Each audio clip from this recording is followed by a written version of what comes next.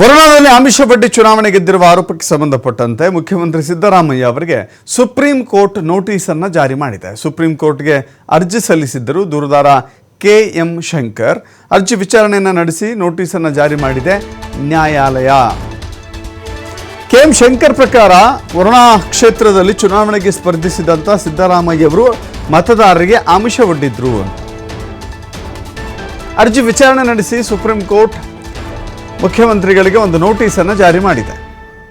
CM Siddaramaiah ಮತ್ತು ಚುನಾವಣಾ ಆಯೋಗ ಎರಡಕ್ಕೂ ಕೂಡ ನೋಟಿಸ್ ಜಾರಿ ಮಾಡಲಾಗಿದೆ. ನ್ಯಾಯಮೂರ್ತಿ ವಿಕ್ರಮ್ನಾಥ್ ನೇತೃತ್ವದ ದ್ವಿಸದಸ್ಯ ಪೀಠದಿಂದ ನೋಟಿಸ್ ಜಾರಿಯಾಗಿದೆ.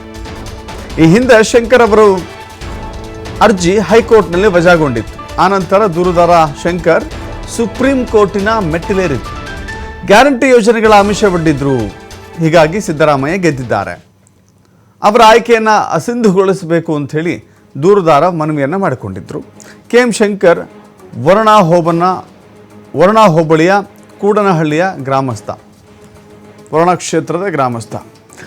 ಆರೋಪ ಏನು ಅಂತ ಹೇಳಿದ್ರೆ, ಯಾವ ಆಮಿಷಗಳು ಅಂತ ಹೇಳಿದ್ರೆ ನೋಡಿ, ಹಣದ ಆಮಿಷ ಅಲ್ಲ, ಅಥವಾ ಯಾವುದೇ ರೀತಿಯ ಆಸ್ತಿಯ ಆಮಿಷ ಅಲ್ಲ, ಅಥವಾ ಮತ್ತಿತರ ಅಧಿಕಾರದ ಆಮಿಷ ಅಲ್ಲ.